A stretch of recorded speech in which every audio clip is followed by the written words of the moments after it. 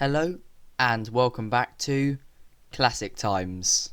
Today I'll be covering stage 33 of the Cambridge Latin course, and I'll be covering the topics of the future tense and the future perfect.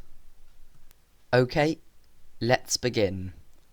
The future tense.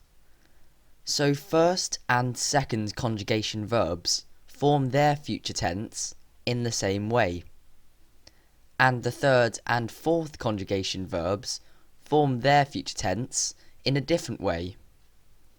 A verb's conjugation, or group, can be identified via its principal parts, which are listed on this slide. And finally, future tense verbs are translated with will or shall in English. Okay, so now let's have a look at the endings.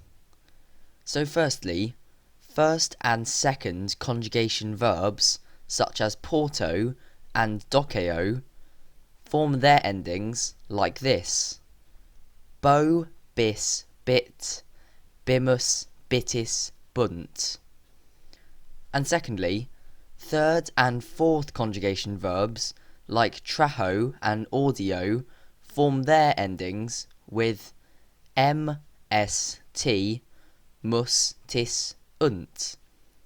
And if you'd like to have a closer look at those endings, feel free to pause the video. So now, let's have a look at the future tense form of the verb to be. Ero, eris, erit, erimus, eritis, erunt. And the English translations are in the table on this slide. So now that we've met the future tense, let's have a look at the future perfect. So a future perfect is formed with a perfect stem plus the future perfect endings, which we'll have a look at on the following slide. And they're translated literally to mean will have or shall have. However, in English, we often translate future perfects more naturally like a present tense verb instead. So if we have a look at this example, si Marcum videro, I pecuniam darbo.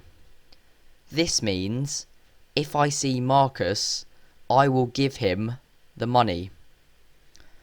So the verb darbo, meaning I will give, is in the future tense, as the giving takes place in the future.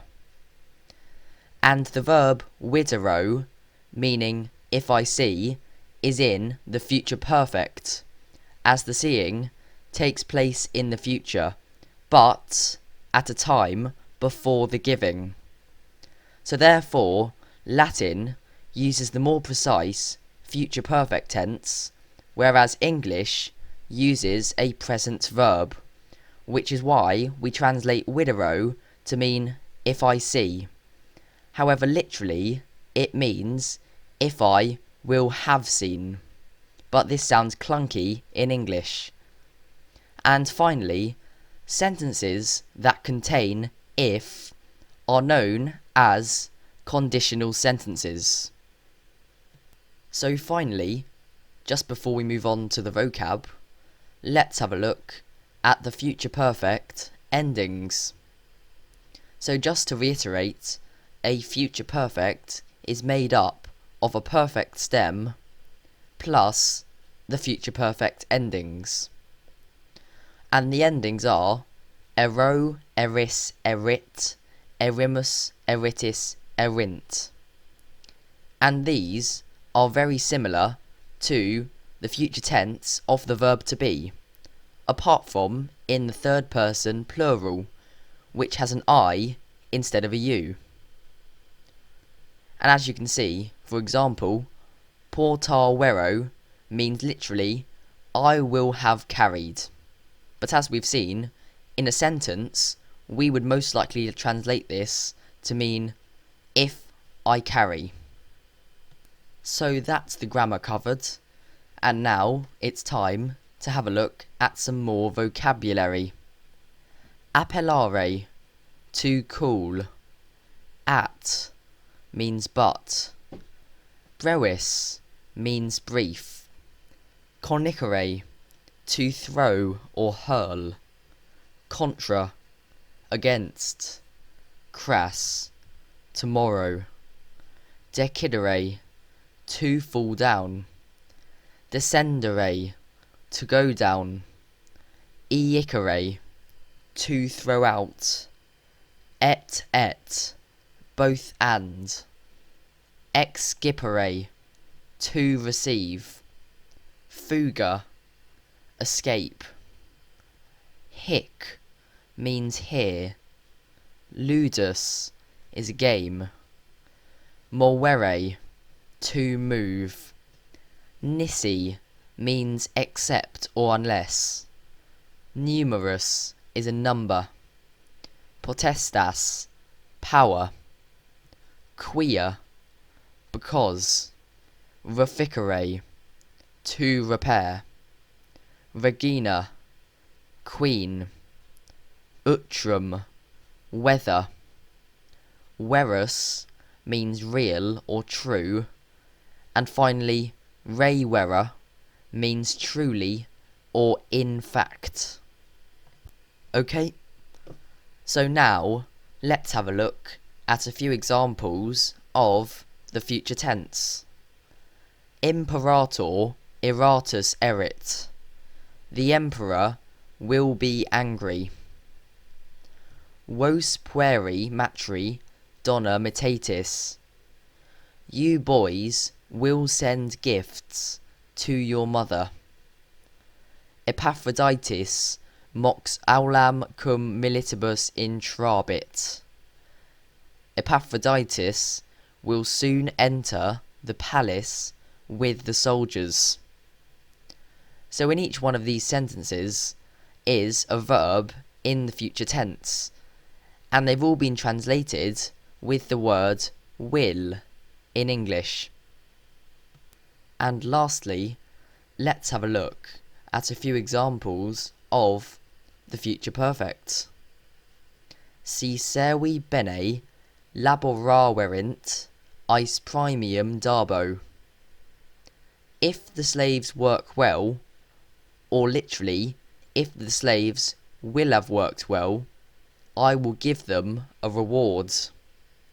Si diligenta quaesiveris pecuniam invenies. If you search carefully, or literally, if you will have searched carefully, you will find the money. And finally, si Epaphroditus me conspexerit, me interficiet. If Epaphroditus catches sight of me, he will kill me. And each one of these sentences contains both a future perfect, which I've highlighted in bold text, and a normal future tense verb, which I've underlined. Okay, so hopefully by this point you feel confident enough to have a go at a few examples by yourself. So pause the video and have a go at these. Now, let's go through the answers. Cras ad Graecium navigabitis. You plural will sail to Greece tomorrow. Si milites videro fugiam. If I see the soldiers, I will flee. Si te audivero respondabo. If I hear you, I shall reply. Veniemus trahent dicam dormiet. We will come, they will drag, I will speak, he, she or it will sleep. So if you manage to achieve 4 out of 4, that is a perfect score. Keep up the good work. If you manage to achieve 2 or 3 correct, you are a future star. Well done. That is still an admirable effort. And if you only manage to achieve 1 out of 4, still don't worry. These topics were hard, and you'll get there with more practice. Okay, so we've now covered stage 33 of the Cambridge Latin course. So let's summarise. The future tense. First and second declension nouns form their future tense in the same way, with the endings bo, bis, bit, bimus, bitis, bunt. And third and fourth declension nouns form their future tense verbs with the different set of endings mst, mus, tis, unt. And future tense verbs are translated meaning shall or will. And finally, the future perfect.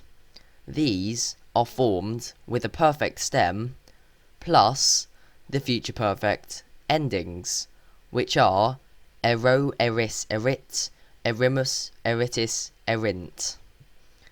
And they're translated literally as will have, but more naturally, as we've seen, we would translate them like a present. So thanks for watching, and join me in my next video where I'll be covering stage 34 of the Cambridge Latin course.